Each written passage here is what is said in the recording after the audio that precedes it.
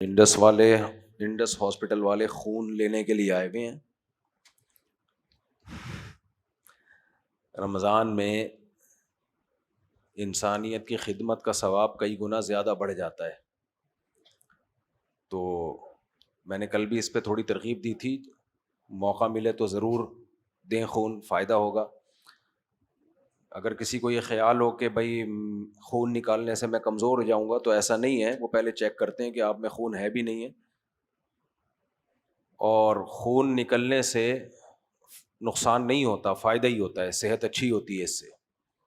ہر سال دیتے رہنا چاہیے خون، باڈی نیا خون بناتی ہے، ریفریش رہتی ہے باڈی، اس سے ثواب بھی ہے اور صحت بھی ہے. اور اگر گڑبڑ ہوگی تو وہ لیں گے ہی نہیں، وہ چیک کرتے ہیں پہلے. بسم اللہ الرحمن الرحیم، نحمدہ ونصلی علی رسولہ الکریم. رمضان 2026، آج ہم نے 28واں پارہ پڑھا ہے، جس میں سورہ نور بھی پڑھی ہے، اور 17واں پارہ، نہیں 28واں بھائی، 18واں پارہ، جس میں ہم نے سورہ نور بھی پڑھی ہے، سورہ مومنون بھی. بہت اہم صورتیں ہیں دونوں، وقت اتنا نہیں ہوتا کہ پوری صورت بیان کی جا سکے. میرے درس ہیں اس پہ، مفتی طارق مسعود اسپیچز، اس چینل پہ 560 لیکچر ہیں قرآن کی تفسیر کے. وہ 1 سے لے کے 560 تک سن لیں. 560 لیکچر ہیں، 560، 40 منٹ کا ایک لیکچر ہے. وہ سنیں گے تو پورا قرآن انشاءاللہ ازبر ہو جائے گا، آپ کو پورا قرآن سمجھ میں آئے گا. تراویح میں پتہ چلے گا امام کیا پڑھ رہا ہے. بسم اللہ الرحمن الرحیم. قد افلح المؤمنون الذین هم فی صلاتهم خاشعون. اللہ نے سورہ انبیاء کو شروع کیا کہ مومنین کامیاب ہو گئے جو اپنی نمازوں میں خشوع پیدا کرتے ہیں. نماز پڑھنا آسان ہے، خشوع پیدا کرنا مشکل ہے. دل لگا کے نماز پڑھنی چاہیے. والذین هم عن اللغو معرضون، لغویات سے بچتے ہیں. لغو کسے کہتے ہیں؟ لغو کہتے ہیں ہر اس کام کو جس کا نہ دنیا میں کوئی فائدہ نہ آخرت میں کوئی فائدہ. دیکھو کچھ کام ایسے ہوتے ہیں آخرت کے فائدے مند، صدقہ خیرات ہے، نماز ہے، زکوٰۃ ہے، تلاوت ہے. اور کچھ کام ایسے ہیں جو دنیا میں فائدہ دیتے ہیں. پڑھائی میں دل لگا رہے ہو آپ، جاب اچھی ملے گی، کاروبار کو ٹائم دے رہے ہو، پیسہ آ جائے گا، پیسہ آئے گا تو فائدہ ہی ہوتا ہے اس سے عام طور پہ. اور کچھ کام ایسے ہیں جو دیکھنے میں بیکار لگتے ہیں لیکن ان کا بھی فائدہ ہوتا ہے، جیسے کوئی کھیلنا مینٹلی ہیلتھ کے لیے بہت ضروری ہے، بھاگنا دوڑنا، جم جاگنگ، یا ویسے ہی کوئی کھیل رہے ہیں، بھاگنے دوڑنے والا کھیل ہو، سانس پھولتا ہے جس میں، تو یہ بھی اچھے کھیل ہیں. تو یہ بھی ٹائم ویسٹنگ نہیں کہلائے گا. کبھی کبھار دوستوں کے ساتھ بیٹھ جانا، بالکل جو لوگ تنہا رہتے ہیں، اکیلے رہتے ہیں، ہر وقت کام میں اور کوئی ہے ہی نہیں سلام دعا، وہ سوسائٹی سے بالکل الگ ہو جاتے ہیں، سوسائٹی میں سروائیو نہیں کر پاتے، مینٹلی تھوڑا سا باولے سے بھی ہو جاتے ہیں. وہ بچوں میں ایسا بہت دیکھا ہوگا آپ نے، کچھ بچے تھوڑے سے اب نارمل ہوتے ہیں. ایک تو قدرتی طور پہ کچھ ماں باپ نے بنا دیا ہوتا ہے، چھوئی موئی بنا دیا، بچوں میں کھیلنے ہی نہیں دیا. کسی بچے نے محلے میں تھپڑ لگا دیا تو اس کو اتنا بڑا ایشو بنایا، وہ بچہ کسی قابل رہا ہی نہیں ہے. تو یہ سب چیزیں انسان کو اب نارملٹی کی طرف لے کے جاتی ہیں. تو اس لیے لوگوں میں ملنا جلنا، گیدرنگ، کبھی دعوت پہ چلے جانا، کبھی لوگوں کو بلا لینا، کبھی گپ شپ کے لیے، تو یہ ٹائم ویسٹنگ میں نہیں ہے. لیکن یہ ہر چیز ایک لمٹ میں ہونی چاہیے. تو جب تک یہ آپ کی مینٹلی ہیلتھ کے لیے، آپ کی باڈی کے لیے صحت مند ہیں، فائدے مند ہیں، تو فائدہ ہے. اگر اس میں ٹائم ضائع کرنا شروع کر دیا، اسی کو مقصد حیات بنا لیا، تو یہ ٹائم ویسٹنگ ہے. تو لغویات کا مطلب سمجھ میں آ گیا. اللہ نے ایمان والوں کی علامت بیان کی ہے کہ وہ لغویات سے اعراض کرتے ہیں. اب مجھے بتاؤ، جو کرکٹ کے میچ دیکھ رہے ہوتے ہیں سارا دن بیٹھ کے، یہ لغویات میں ہے یا نہیں ہے؟ نہ اس سے کوئی دماغی ہیلتھ کا تعلق ہے، نہ اس میں کوئی انٹرٹینمنٹ ہے. انٹرٹینمنٹ تھوڑی بہت تو ہے، لیکن اتنا ٹائم جو لگتا ہے نا اس میں، اس کا آؤٹ پٹ اتنا نہیں ہے، اس کا آؤٹ پٹ اتنا نہیں ہے جتنا ٹائم لگ رہا ہے اس میں. نبی صلی اللہ علیہ وسلم نے فرمایا، الا کل لہو باطل، ہر کھیل باطل ہے سوائے 3 کھیلوں کے. لیکن ان تینوں میں جو قدر مشترک نبی نے بیان، یعنی جو 3 کھیل نبی نے بیان کیے، اس میں قدر مشترک یہ ہے، کامن یہ ہے کہ وہ صحت کے لیے فائدے مند ہے، یا ویسے فائدے مند ہیں، وہ سوسائٹی کے لیے فائدے مند ہے. تو اس لیے اپنے آپ کو لغویات سے بچائیں. نبی صلی اللہ علیہ وسلم نے فرمایا من حسن اسلام المرء ترکہ ما لا یعنی، انسان کے اسلام کی اچھائی ہے کہ بیکار باتوں کو چھوڑ دے وہ. اچھا، غیر مسلموں میں یہ لغویات بہت زیادہ ہیں، وہ صرف اتنا اپنے آپ کو بزی رکھتے ہیں جتنا ان کی دنیا میں فائدہ ہے، باقی وہ سارا ٹائم کیرم بورڈ، ڈبو اور ان فضول چیزوں میں لگاتے ہیں. ان کی بڑی بڑی عمر کے لوگ بھی یہ کام کر رہے ہوتے ہیں. جو ہمارے سمجھدار بچے نہیں کر رہے ہوتے ہیں نا، وہ لوگ وہ تاش کھیل رہے ہوتے ہیں بیٹھ کے. تو کچھ چیزیں ہمارے ہاں غیر مسلموں میں آئی ہیں. ہمارے جب لوگ ریٹائر ہو جاتے تھے نا، ہمیشہ سے ہاتھ میں تسبیح آ گئی. اب ٹائم کس کو دینا ہے بھائی؟ سارا ٹائم مسجد میں. ہمارے والد صاحب کو تم نے دیکھا عید کے دن بھی قرآن لے کے بیٹھے ہوتے تھے، تلاوت کر رہے ہوتے تھے. والد صاحب اللہ ان کی مغفرت فرمائے بتاتے تھے کہ جب میں پاکستان نیوی میں تھا تو شپ جب جاتا تھا نا سمندر میں، تو بعض دفعہ فراغت کے ایام بھی ہوتے ہیں، اب کوئی کام نہیں ہے، بس جہاز سمندر میں کھڑا ہوا ہے. تو کہتے ہیں میں صبح قرآن شروع کرتا تھا، رات کو ختم کرتا تھا. روزانہ ایک قرآن کا معمول تھا. ہم نے اپنے والد صاحب کو کبھی ناول پڑھتے ہوئے نہیں دیکھا. ناول پڑھ رہے ہوتے ہیں نا لوگ بیٹھ کے، ٹائم ویسٹنگ. ہم نے نہیں دیکھا کبھی ان کو ناول پڑھ رہے ہوں بیٹھ کے. لوگ، میں اس وقت یہ موبائل نہیں تھا تو لوگ کہانیاں پڑھا کرتے تھے، ناول پڑھا کرتے تھے. والد صاحب کو ہم نے کبھی بھی نہیں دیکھا ایسے وہ آیا کرتی تھی کہانیاں اس طرح کی، نہیں دیکھا. فارغ بیٹھے ہیں، علماء کی کتابیں پڑھ لی یا قرآن پڑھ لیا، تسبیحات پڑھ لی، یا گھر میں بچوں کے ساتھ بیٹھ کے گپ شپ لگا لی بس. تو اس لیے اپنے وقت کو قیمتی بنائیں. فالتو چیزوں میں، ڈراموں میں، فلموں میں بیٹھ کے ٹائم برباد کرنا، پھر گھنٹوں اس پہ تبصرے کرنا. کرکٹ دیکھنے کے بعد بھی لوگ کیا کرتے ہیں، چلو کوئی فائنل میچ چل رہا ہے تھوڑا بہت دیکھ لیا، اس کے بعد جو گھنٹوں تبصرے چلتے ہیں صحافیوں کے، وہ جو ہوتے ہیں نا بیٹھے ہوتے ہیں کرکٹ کے پرانے ریٹائر کھلاڑی، وہ بیٹھے ہوتے ہیں اس نے یوں کیا کر لیتا تو یہ ہو جاتا، یوں کر لیتا تو یہ ہو جاتا. چھوڑو یار، جیسا بھی کر لیتا کیا ہو جاتا، ہار جاتا زیادہ سے زیادہ. اللہ کا شکر ہے پاکستان کرکٹ میں ہار رہا ہے لیکن جنگ میں جیت رہا ہے ہر جگہ. تو ہارتا رہے کرکٹ میں، کیا ہے، گیند بلہ ہے، لکڑی ہے، یہ کوئی عزت ذلت کا معیار تھوڑی ہے. مجھے زیادہ اچھا نہیں لگ رہا اس پہ میں لمبی بات کر رہا ہوں یہ درس کو چھوڑ کر، لیکن یہ بہت اہم بات ہے. گیند بلہ، اس میں اگر چوکا چھکا لگ گیا عزت کا معیار نہیں ہے. یہ بیوقوف لوگوں کی نظر میں ان چیزوں سے عزت ہوتی ہے. کھیل میں جیت گیا کیا ہے اس میں یار، ہار گیا 100 دفعہ ہار جائے کچھ نہیں ہوتا اس سے. ایکچولی ہماری کرکٹ ٹیم میں وہ ایبلٹی نہیں ہے، وہ قابلیت نہیں ہے. تو جاؤ، کیا قابلیت ہو کے کیا ملک کو کیا مل جائے گا اس سے؟ آپ کہہ سکتے ہو بار بار جیتتا رہے. دنیا میں عزت ہوتی ہے، جو دنیا میں سمجھدار قوم ہے ان کی نظر میں کوئی عزت نہیں ہوتی. ان کی نظر میں عزت ہوتی ہے بم سے. کس سے؟ بم سے. بولے یار جیتتے رہو کوئی مسئلہ نہیں ہے.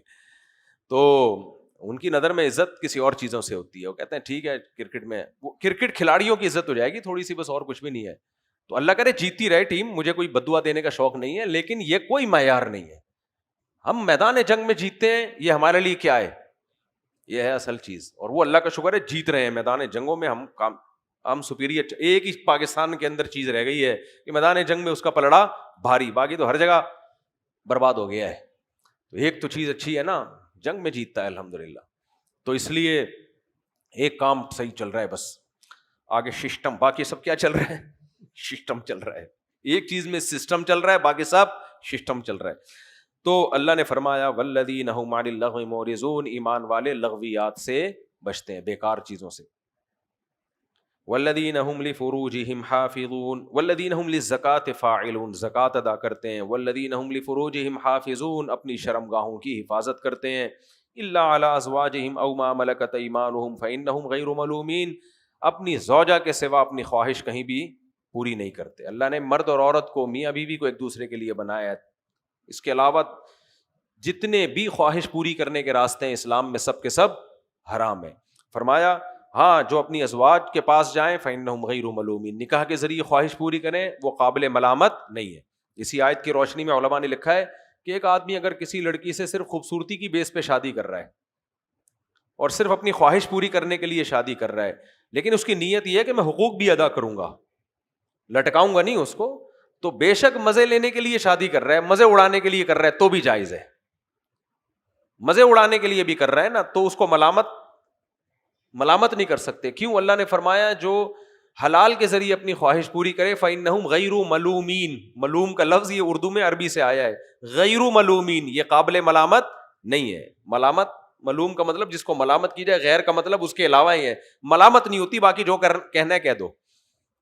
یعنی جو کہنا ہے کہہ دو کا مطلب کیا ہو سکتا ہے بھائی؟ یہ بھی کہہ سکتے ہو یار مہنگائی میں تو نے یہ کیا کر لیا یار, دیکھ وغیرہ وغیرہ وغیرہ وغیرہ, کچھ بھی کہہ لو.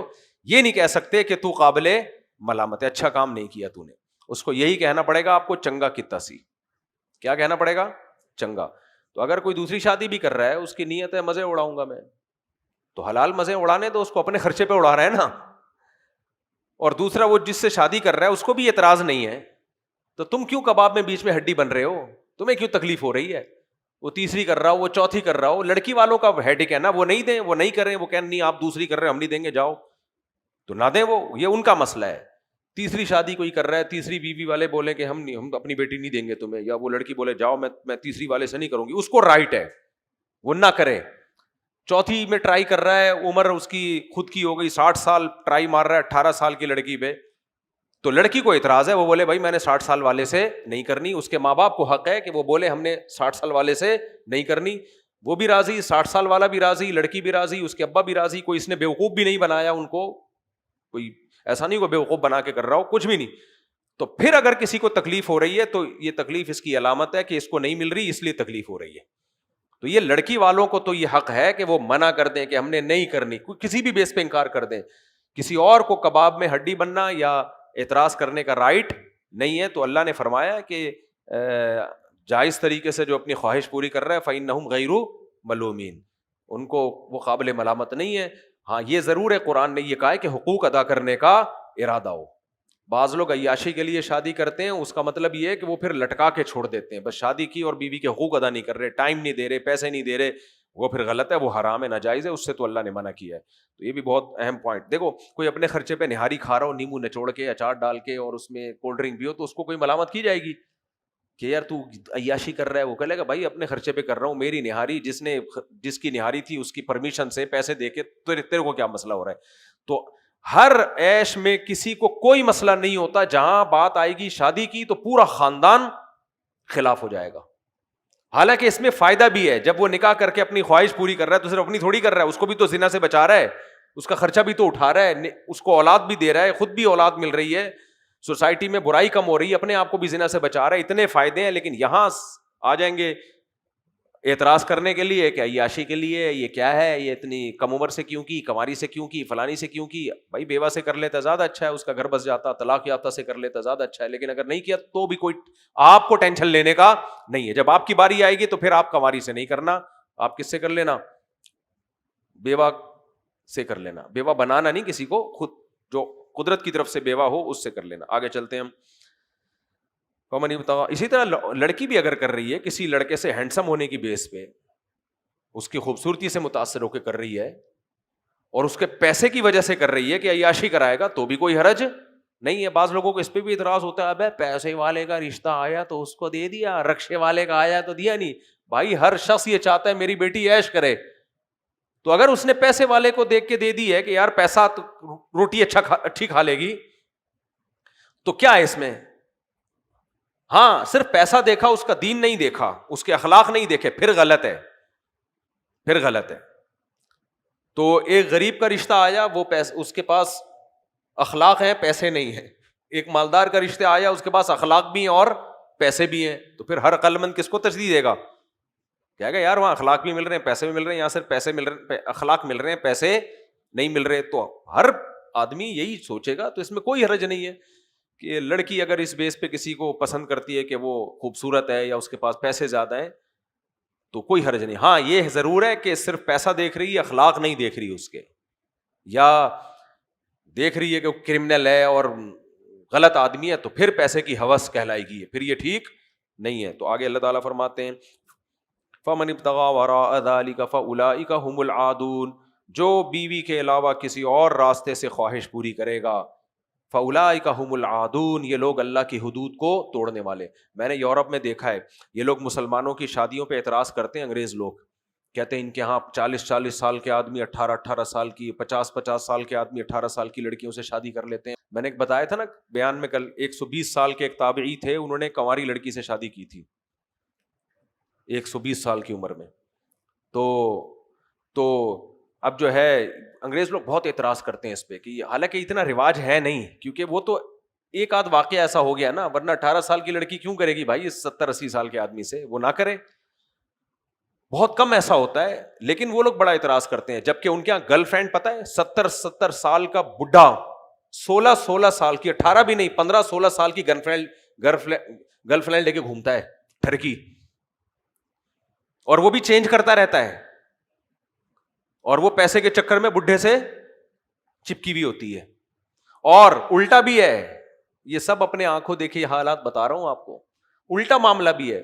70 سال کی بڈیاں 18 سال کے لونڈے لپاڑوں کو بوائے فرینڈ بنا کے گھوم رہی ہوتی ہیں روکڑا دے کے. وہ 18 سال والے کا پان گٹکے کا خرچہ نکل رہا ہوتا ہے, صحیح ہے نا. جس سوسائٹی میں یہ حال ہو وہ ہمیں شادی سے کیا کر رہے ہیں, تانے دے رہے ہیں کہ تم لوگ 3 شادیاں کرتے ہو, 4 شادیاں. پاگل کے بچوں, سالے کہیں کے, ہمیں سمجھا رہے ہو. اچھا میرے بوئی, میں نے ایک دفعہ یہ منظر دیکھا نا, ایک بڈی سی خاتون ایک جوان لڑکے کے ساتھ, میں نے کہا نانی اور پوتے کو آج میں نے فرسٹ ٹائم دیکھا اتنی محبت کے ساتھ ان ملکوں میں. کسی نے بتایا یہ پوتا نہیں ہے, یہ اس کا بوائے فرینڈ ہے. میں نے کہا اس بڈی کے ساتھ, میں نے کہا چھوڑو مجھ سے صاحب, آگے چلو میرے بوئی. والذین هم لاماناتهم وعہدهم راعون, اللہ فرماتے ہیں ایمان والے اپنی امانتوں اور معاہدوں کا پاس رکھتے ہیں, زبان دے کے پیچھے نہیں ہٹتے. آج کل یہ بھی بڑا مسئلہ ہے, زبان دے کے نا رشتوں میں بھی, منگنیوں میں بھی ایسا ہوتا ہے, رشتہ طے کر دیا, اس کے بعد دیکھا جمشید کا رشتہ آیا, وہ ذرا زیادہ ہینڈسم ہے, اس کو کٹا دیا پرانے والے. جمشید کو زبان دی, وسیم کو دیکھا اس کے پاس روکھڑا زیادہ ہے تو ادھر کوئی بہانہ کر دیا. بھائی زبان دی ہے یار. اسٹیٹ ایجنٹ یہ بہت گند کر رہے ہوتے ہیں. ایک پلاٹ ہے اچھی قیمت پہ, اسٹیٹ ایجنٹ نے وسیم صاحب کا پلاٹ بیچ دیا 1 کروڑ میں, اور بیانہ بھی لے لیا, اتنے میں آ گیا غفار انوا سوسائٹی میں, اس نے اس کے 1.5 لگا دیے. اب بیانہ لے چکے ہو, معاہدہ کر چکے ہو, تو اس کو جمشید کو ٹوپی کرا دی کہ یار ایکچولی وہ پلاٹ اصل میں ایسا تھا ویسا تھا, اور پھر کہیں اور گیم چل رہا ہے. تو یہ سب انسان پہچانا کس سے جاتا ہے, زبان سے. تو یہ سب معاہدوں کی خلاف ورزیاں, زبان دے کے پیچھے ہٹنا گھٹیا لوگوں کا کام ہے, عزت دار لوگوں کا کام. عزت دار آدمی کہتے ہیں زبان دی ختم. بقرعید میں ایسا ہوتا ہے بہت, جب ہم جاتے ہیں نا شاپنگ کرنے کے لیے, جانور, اب تو میرا کم جانا ہوتا ہے, پہلے تو میں جایا کرتا تھا بہت زیادہ. اس میں آپ ایک جانور دیکھ رہے ہیں خریدنے کے لیے, ہوتا کیا ہے, ہمارے ایک دوست نے ایسا ہی کیا, ایک گائے پہ ہم نے دیکھا, بارگیننگ ہوئی, بالآخر ہمارا سودا پکا ہو گیا. فرض کر لو کہ 2 لاکھ یا 3 لاکھ میں سودا پکا ہو گیا. ہم نے کر دیا ڈن کہ ٹھیک ہے جی یہ 2 لاکھ میں ہماری ہوئی. اب کیا ہے کہ دوسرا آیا, اس نے اسے اچھا جانور دکھا دیا 1.5 لاکھ میں. اب آدمی کا دل چاہ رہا ہے ادھر جو ڈن کیا اس کو کیا کر دو, ٹوپی. ہمارے دوست کر رہے تھے, میں نے کہا یہ جائز نہیں ہے. گھنٹہ بحث ہوئی ہے اس سے, اس کے بعد جا کے ایک سودا ہم نے ڈن کیا ہے. اب جا کے ہم بولیں کہ نہیں یہ والا نہیں, یہ والا, یا نہیں وہ نہیں, یہ غلط ہے بھائی. آپ ڈن نہ کرتے, آپ بولتے ٹھیک ہے آپ یہ 1.5 لاکھ 2 لاکھ ریٹ دے رہے ہو نا, آپ کی طرف سے یہ ڈن ہے, ہم ابھی تھوڑا سا آپ اس پہ روک لو, ہم ابھی اس پہ سروے کرتے ہیں, تو جو ہوگا وہ کر لے گا. تو یہ ٹوپیاں چل رہی ہوتی ہیں, کہانیاں چل رہی ہوتی ہیں. اللہ کہتے ہیں کہ ایمان والے لوگ اپنی امانتوں اور معاہدوں سے پیچھے نہیں ہٹتے. ایمان والے کمبخت کا کام آج کل حلوے مانڈے کے علاوہ کچھ بچا ہی نہیں ہے نا. ربیع الاول میں زردے پھوڑے گا بیٹھ کے, محرم میں حلیم پھوڑے گا, اور کوئی مر گیا تو تیجے 40 کی دیگیں پھوڑے گا. ایمان والے کی آج کل جو علامتیں ہیں نا, قرآن جو علامتیں بیان کرتا ہے, نماز میں خشوع, زکوٰۃ و صدقات, معاہدوں کی خلاف ورزی نہیں کرتے, اپنی شرمگاہوں کی حفاظت. لیکن آج جو ایمان والے کی علامت ہے وہ کیا ہے, حلیم کی دیگ. ایمان والے کیا کرتے ہیں, ساری رات حلیم کی دیگیں پکاتے ہیں. ایمان والے 4 ٹائم کھانا, بولو نا, قرآن نے تو ایمان والوں کی علامتیں روزے بھی بیان کی, والصائمین, روزہ رکھتے ہیں کثرت سے.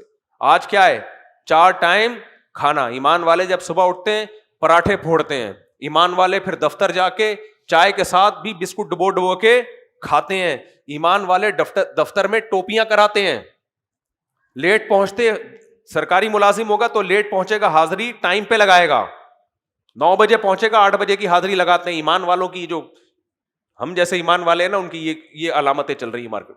اسکول میں ٹیچر بن کے جائیں گے تو پڑھاتے نہیں ہیں, تنخواہ ایمان والے کیا کر رہے ہیں, پوری لے رہے ہیں, تنخواہ پوری لے رہے ہیں ایمان والے.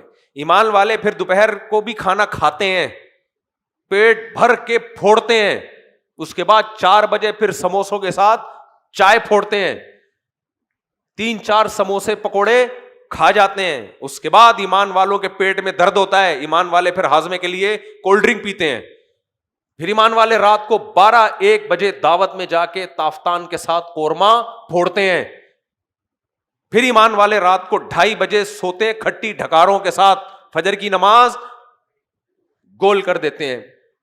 ایک دن ایمان والے دھماکے کے ساتھ پھٹ کے دنیا سے چلے جاتے ہیں. ہاں, ربیع الاول کے حلوے مانڈے, محرم کے شربت, ان کو ایمان والوں نے مضبوطی سے, عقیقہ جہاں کھانے کی عبادت آئے گی نا اس میں ایمان والے سب سے آگے, مٹھائی میں سب سے آگے. تو یہ چل رہا ہے, تو ہم یہ پڑھتے ہیں تو یہاں کچھ اور لکھا ہوا ہوتا ہے. جب حرکتیں ایمان والوں کی دیکھتے ہیں تو ایمان والے کرایہ کبھی ٹائم پہ نہیں دیتے. مالک مکان مانگ مانگ کے تھک جاتا ہے, اس کو زچ کرتے ہیں. 5 تاریخ تک کا ایگریمنٹ تھا, اس سے 15 کو آ کے بھی وہ بیچارہ بیل بجا کے کھڑا ہوگا تو بولے گا تجھے شرم نہیں آتی, پہنچ جاتا ہے گھر کے اندر. ایمان والے مالک مکان کے گھر کا بیڑا غرق کر دیتے ہیں. اس نے جتنا کرایہ لیا ہے نا, جب کرایہ دار مکان خالی کر کے جاتا ہے, ایمان والے اس کے گھر کا ایسا بیڑا غرق کرتے ہیں کہ اس کا ریپیئرنگ میں جتنا خرچہ لگتا ہے اتنا کرایہ اس کو نہیں ملا ہو. ایمان والوں کی بڑی بڑی کوالٹیز چل رہی ہے آج کل. آگے چلتے ہیں میرے بھائی. تو والذین هم علی, فرمایا والذین هم باماناتہم وعہدہم راعون, یہ اپنی امانتوں اور معاہدوں کی پاسداری کرتے ہیں. والذین هم علی صلواتہم یحافظون, پھر اللہ نے نماز کو ریپیٹ کیا, اپنی نمازوں کی حفاظت کرتے ہیں. عبداللہ بن مسعود کہتے ہیں نمازوں کی حفاظت یہ کہ ہر نماز اپنے ٹائم پہ پڑھی جائے. اور آج کل اسکالر آ گئے ہیں, میں اس پہ بھی انشاءاللہ ریئیکشن ریکارڈ کرواؤں گا دلائل کے ساتھ, کہ آپ کو ایکچولی شاپنگ کے لیے جانا ہے تو آپ ظہر اور عصر ملا کے پڑھ سکتے ہیں, آپ کو یہ کام ہے تو آپ ظہر عصر ملا کے پڑھ سکتے ہیں. ہسپتال میں تھوڑا سا ٹینشن چل رہی ہے, اب تو یہاں تک ہو گیا کہ آپ 3 نمازیں اکٹھی پڑھ سکتے ہیں. عصر کو آپ مغرب سے 20 منٹ پہلے لے جائیں اور پھر مغرب پڑھیں, پھر عشاء پڑھیں, 3 نمازیں کیا ہو گئیں اکٹھی. تو یہ نمازوں کی حفاظت ہے, یہ بیڑا غرق ہو رہا ہے نمازوں کا, یہ بیڑا غرق ہو رہا ہے نمازوں کا. یحافظون کا مطلب نماز اپنے ٹائم پہ, ایک ہی ٹائم پہ 5 یا 4 نمازیں پڑھ لینا, یہ کوئی نماز کی حفاظت تو نہیں, یہ تو عملاً ایک نماز کہلائے گی نا. اصل میں تو نماز میں مشکل ہی یہی ہے کہ ٹائم ٹو ٹائم چلنا پڑتا ہے. اس میں اگر ایک ہی دفعہ میں ہو تو پھر تو 20 رکعت پڑھ لی نا ہم نے, تو اس میں 2-4 اور کل کی بھی شامل کر لیتے, ساری نمازیں اکٹھی ہو جاتی. آگے چلتے ہیں ہم. فرمایا نمازوں کی حفاظت کرتے ہیں. اولئک هم الوارثون, جو اپنے اندر یہ علامتیں پیدا کرے گا, یہ لوگ ہیں جنت کے وارث. لہذا دنیا میں کسی کو جنتی قرار دینا ہو, علامتیں دیکھو. یقینی تو ہم نہیں کسی کو کہہ سکتے, لیکن علامتیں دیکھ کے ہی اندازہ لگایا جاتا ہے. دیکھ لو کون زبان کا پکا ہے, کون امانتوں میں کروڑوں روپے پکڑ. دیکھو جو 1 نمبر آدمی ہوتا ہے, آپ اس کے پاس 5 روپے رکھیں یا 5 کروڑ رکھیں, اس کی صحت پہ کوئی فرق نہیں پڑتا. اس کو پتا ہے 5 روپے بھی میں نے دینے ہیں, 5 ارب بھی دینے ہیں, 5 کروڑ جب اس کے ہیں تو میرا کیا لینا دینا اس سے. یہ آج کل بہت کم ہے, کسی کو پیسے پکڑا دو غائب. تو فرمایا یہ لوگ ہیں جنت کے وارث. الذین یرثون الفردوس, یہ لوگ فردوس جنت میں بھی اعلیٰ درجہ اس میں رہیں گے. ہم فیہا خالدون, اور اس میں ہمیشہ رہیں گے. سب سے مزے کا جملہ جو ہے نا وہ کیا ہے, دنیا میں جتنے ہی مزے ہوں, موت کا تصور آدمی کے سارے مزے کرکرے کر دیتا ہے. مرنا ہے تو کیا فائدہ بھائی, جتنا بھی بڑا بن جائے جانا کہاں ہے, قبر میں. تو اللہ فرماتے ہیں وَلَقَدْ خَلَقْنَا الْإِنسَانَ مِنْ سُلَالَةٍ مِّن طِينٍ. جب بھی قرآن جنت کی بات کرتا ہے, جو ایتھیس اور ملحد لوگ ہیں وہ فوراً مذاق اڑاتے ہیں. ابے مرنے کے بعد کدھر سے زندگی ہے, مر گئے مٹی ہو کے ختم.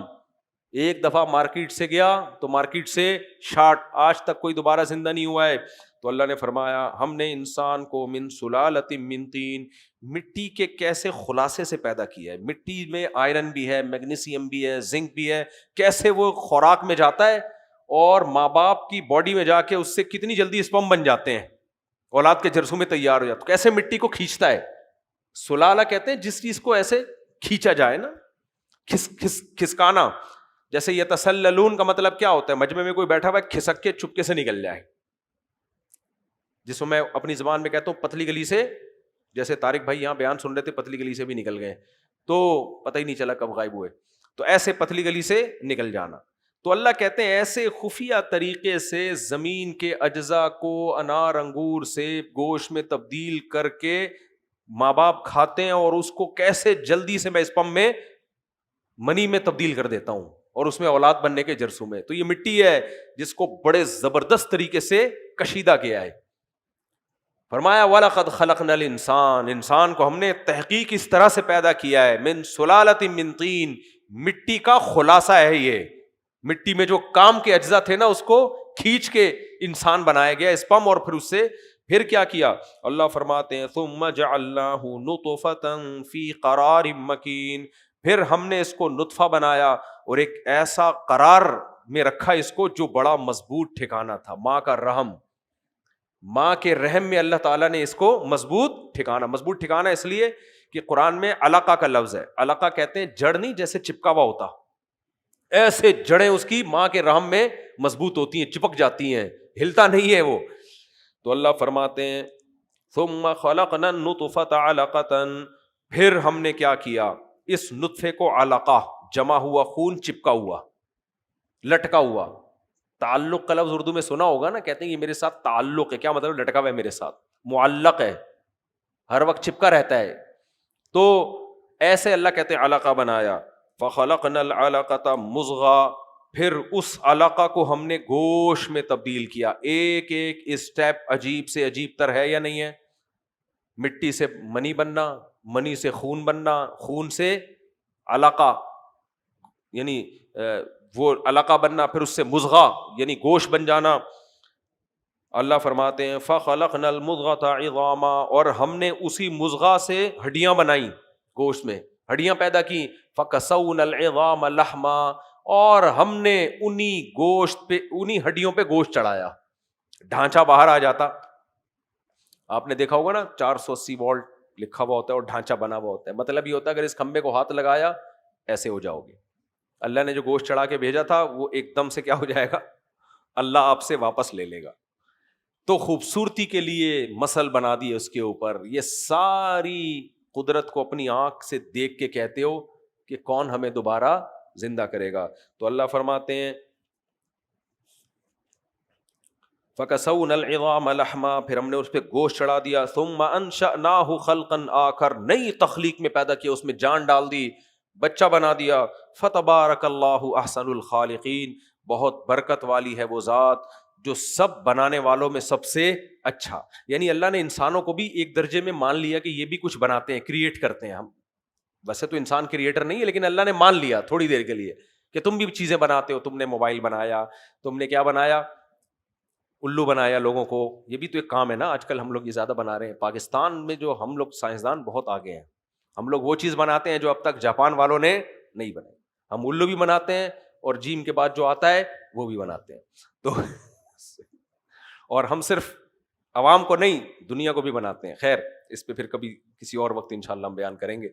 تو کتنی چیزیں بنا لی، راکٹ بنا لیا، یہ بنا لیا، وہ روبوٹ بنا لیا. اللہ کہتے ہیں احسن الخالقین، ان بنانے والوں میں سب سے اچھا بنانے والا کون ہے؟ اس نے مٹی سے پانی، پانی سے گوشت، گوشت سے ہڈی، ہڈی پہ گوشت، اور پھر اسے دنیا میں لایا اور ماں کی چھاتیوں میں دودھ، اور اس میں زندگی دی. وہ سنتا ہے، دیکھتا ہے، بولتا ہے، ہنستا ہے، جذبات ہیں اس کے. سب سے اچھا بنانے والا کون ہے؟ وہ ہے اللہ. خود اپنی تعریف کر رہا ہے نا انسان، کیونکہ اللہ کو بھول جاتا ہے، اللہ کو یاد دلانا پڑتا ہے.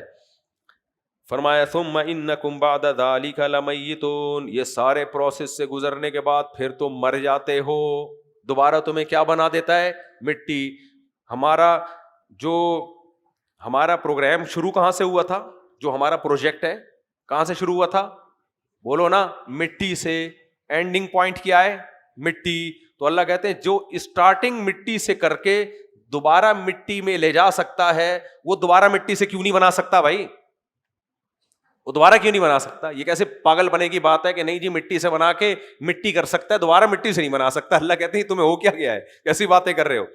اس لیے اللہ نے فرمایا ثم انکم یوم القیامۃ تبعثون، پھر تم قیامت کے دن دوبارہ زندہ کیے جاؤ گے، دوبارہ تمہیں بنائے گا۔ تو آگے اللہ فرماتے ہیں وَلَقَدْ خَلَقْنَا فَوْقَكُمْ سَبْعَ طَرَائِقَ، 7 مضبوط آسمان بنائے ہیں۔ جو آسمان سائنسدان کہتے ہیں نظر نہیں آتے، لیکن یہ تمام آسمانی کتابوں سے ثابت ہے کہ 7 مضبوط آسمان ہیں۔ اب اگر نظر نہیں آتے تو بھائی اس کا مطلب یہ کہ سائنس وہاں تک پہنچی نہیں ہے، تو یہ بھی ممکن ہے پہلے آسمان تک پہنچ جائیں، دریافت ہو جائے، یہ بھی ممکن ہے قیامت تک دریافت ہو ہی نہیں، تو دونوں ممکن ہیں۔ تو آگے اللہ تعالیٰ فرماتے ہیں وَأَنزَلْنَا مِنَ السَّمَاءِ مَاءً بِقَدَرٍ فَأَسْكَنَّاهُ فِي الْأَرْضِ، اور آسمانوں سے ایک اندازے کے حساب سے پانی برساتے ہیں، ایک اندازے کے حساب سے، بے لگام نہیں ہے بارشوں کا نظام، سب برباد ہو جاتے ورنہ، ایک اندازے سے فَأَسْكَنَّاهُ فِي الْأَرْضِ، ہونا یہ چاہیے جتنا برسے آپ مگے اور بالٹیوں میں بھر کے رکھ لو، لیکن ایسا نہیں ہے۔ اللہ کہتے ہیں میں نے اسٹوریج کا پہلے سے نظام بنایا ہوا ہے، فَأَسْكَنَّاهُ فِي الْأَرْضِ، زمین میں ہم اس کو ٹھکانہ دیتے ہیں، زمین میں مٹی میں ہم نے ایسی چیزیں پیدا کی ہیں جو پانی کو خراب ہونے سے بچاتی ہیں۔ آپ بتاؤ ہم لوگ کتنے بڑے بڑے کنٹینر لینے پڑتے ہیں چیزوں کو محفوظ رکھنے کے لیے، گودام بنانے پڑتے ہیں یار مال خراب نہ ہو جائے، ہم جب پانی اسٹور کرتے ہیں کیمیکل ڈالنے پڑتے ہیں اس میں۔ اللہ کہتے ہیں میں نے جو برسایا زمین میں چلا گیا، اب خراب ہونے والا نہیں ہے، بشرطے کہ گٹر لائن کراچی کی وہاں سے نہ گزر۔ یہ جو نیچے کا پانی خراب ہے یہ اللہ نے خراب نہیں کیا، ہماری گٹر لائنیں لیک ہیں، تو وہ گندے پانی میں، وہ صاف پانی میں ملتی ہیں، جس کی ورنہ پانی زمین میں چلا گیا 1000 سال کے بعد بھی نکالو گے خراب، نکلنے کے بعد خراب ہوگا۔ اللہ نے اسٹور کر دیا ہے کہ یہ اللہ کا فریج ہے، یہاں سے نکال کے فوراً استعمال کر لو اتنے ٹائم کے اندر اندر، جب تک یہاں پڑا ہے پڑا رہنے دو اس کو۔ اس لیے یاد رکھو سب سے بہترین پانی کنویں کا میٹھا پانی ہوتا ہے، سب سے بہترین، یہ ڈاکٹروں کی رپورٹ ہے۔ کوئی منرلز اور یہ جو باہر کے جتنے پانی آ رہے ہیں نا کمپنیوں کے، اس کے مقابلے میں ان کی کوئی حیثیت نہیں، ہاں کھارا نہ ہو، میٹھا پانی ہو، اور گٹر لائن قریب سے نہ گزر رہی ہو۔ آگے اللہ تعالیٰ فرماتے ہیں سارے ہمارے کام ہیں، فَأَنشَأْنَا لَكُمْ وَإِنَّا عَلَىٰ ذَهَابٍ بِهِ لَقَادِرُونَ۔ آگے اللہ نے ڈرا بھی دیا ہے کہ جو اللہ آسمان سے بارش برسا کے زمین میں محفوظ رکھ سکتا ہے، ہم اس پہ بھی قدرت رکھتے ہیں زمین سے غائب کر دیں اس کو، کرتے نہیں ہیں، ہمارا احسان ہے تمہارے اوپر۔ آگے اللہ فرماتے ہیں فَأَنشَأْنَا لَكُمْ بِهِ، اس پانی کو تم پیتے بھی ہو اور اسی پانی سے بے شمار کام لے رہے ہیں، اسی پانی سے ہم تمہارے لیے پیدا کرتے ہیں باغات، من نخیل، کھجور کے، وعناب، انگور کے، لکم فیہا فواکہ کثیرۃ، اور بہت سارے پھل پیدا کرتے ہیں، منہا تاکلون، جن کو تم کھاتے ہو۔ اللہ تو ہمیں پھل کھلا رہا ہے، ہم نے پھل چھوڑ کے پھلوں کے جوس نکالنا شروع کر دیے، اور وہ بھی گھر میں نہیں، کمپنیوں کے ڈبوں کے، تو بیڑا غرق ہوگا کہ نہیں ہوگا؟ ہوگا، اور ہو رہا ہے۔ فرمایا وَشَجَرَةً تَخْرُجُ مِن طُورِ سِینَاء، اور ایک اور درخت اس پانی سے پیدا کرتے ہیں، ہے پانی درخت تیل لے کے پیدا ہو رہا ہے، جس کو زیتون کا، اللہ نے زیتون کے درخت کی ہمیشہ تعریف کی ہے۔ طور سینا میں زیادہ پیدا ہوتا ہے، شام میں برکت والی زمین ہے تو اس لیے اس کا ذکر کیا، مصر میں۔ تو طور سینا جہاں یہ درخت پیدا ہوتا تو پوری دنیا میں ہے، لیکن وہاں زیادہ اچھی کوالٹی کا ہوتا ہے۔ تو اللہ فرماتے ہیں تنبت بالدہن، جو تیل کو لے کے اگتا ہے، حالانکہ زمین کھود کے دیکھو تیل نظر آئے گا، ہے بھائی کچھ، لیکن زیتون کی ٹہنیوں میں بھی تیل ہے، اس کے پھل میں بھی تیل ہے، میں نے تو دیکھا یہ منظر، اور کتنا شاندار تیل اس میں سے نکلتا ہے، کتنا بہترین۔ نکل کہاں سے رہا ہے؟ طارق بھائی مارکیٹ سے شارٹ ہوئے تھے، واپس آ گئے الحمدللہ، اللہ ان کی عمر برکت دے۔ تو نکلتا کہاں سے ہے؟ زمین سے۔ سائنسدانوں سے بولو تم نکال کے دکھاؤ، بولیں گے بھائی نہیں نکل رہا۔ اللہ کیا کرتا ہے؟ اس پانی سے جو آسمان سے برسا ہے پانی، نکال کیا رہا ہے؟ تیل، اور اتنا بہترین تیل ہے نا زیتون کا، اپنے خرچے پہ کھا لیا کرو اس کو، کبھی کھانا شروع کرو، مزہ نہ آئے پیسے واپس، دیکھنا کیسا فریش ہونا ہے۔ میں نہیں کھاتا لیکن کھانا چاہیے، زیتون کی تیل کی بوتل رکھی بھی ہے، روزانہ پلان بناتا ہوں کہ کل سے کھانا شروع کروں گا، اور وہ کل ابھی تک نہیں آئی، تو کھاؤں گا۔ اب آج کے بعد تو میں سوچ رہا ہوں پابندی سے کھاؤں۔ زیتون کا تیل کھانے والے لوگ جو قومیں ہیں نا، ان کے چہروں کی فریشنس دیکھا کرو جا کے، وائٹامن ای سے بھرا ہوا ہوتا ہے، اسکن کے لیے، بالوں کے لیے، صحت کے ہر لحاظ سے اچھا ہے، لیکن ہمیں کمبختوں نے لگا کس پہ دیا ہے؟ ڈبوں پہ، اس لیے ڈبے جیسے بنے ہوئے ہیں۔ آگے اللہ تعالیٰ فرماتے ہیں کہاں چلا گیا بھائی یار، یہ بہت غلط ہو جاتا ہے. فرمایا وَشَجَرَةً تَنبُتُ بِالدُّهْنِ وَالصِّبْغِ لِلْآكِلِينَ، یہ تیل لے کر یہ درخت اگتا ہے اور کھانے والوں کے لیے سالن بھی ہے. صبغ کہتے ہیں عربی میں جس کو روٹی کے ساتھ کھایا جائے. اس زمانے میں جو کی روٹی ہوتی تھی. تو اللہ میاں ترغیب دے رہے ہیں زیتون کو کس کے ساتھ کھاؤ؟ جو کی بولو روٹی کے ساتھ، یا اپنی روٹی کے ساتھ کھا لیں جو ہے، لیکن کون کھائے گا جب تک ہمیں بھی وہی چاہیے چٹپٹے. آگے میرے بھائی وَإِنَّ لَكُمْ فِي الْأَنْعَامِ لَعِبْرَةً، فرمایا یہ چوپایوں میں بھی عبرت ہے تمہارے لیے. نُسْقِيكُم مِّمَّا فِي بُطُونِهَا، ان کے پیٹ سے یعنی باطن سے ہم تمہارے لیے دودھ نکال کے تمہیں پلاتے ہیں. نُسْقِيكُم، ہم تمہیں پلاتے ہیں. تو اللہ کون سا دودھ پلاتا ہے ہمیں؟ جو گائے سے بھینس سے نکلتا ہے. گوالے جو ہمیں دودھ پلاتے ہیں اس میں ڈاؤٹ ہے، اس میں کیا ہے؟ وہ بھی صحیح ہے، میں غلط نہیں کہہ رہا اس کو. اس لیے بہتر یہی ہے خود گائے خریدو، خود بکری خرید کے رکھو، اس کا دودھ نکالو، وہ ڈائریکٹ اللہ پلا رہا ہے آپ کو.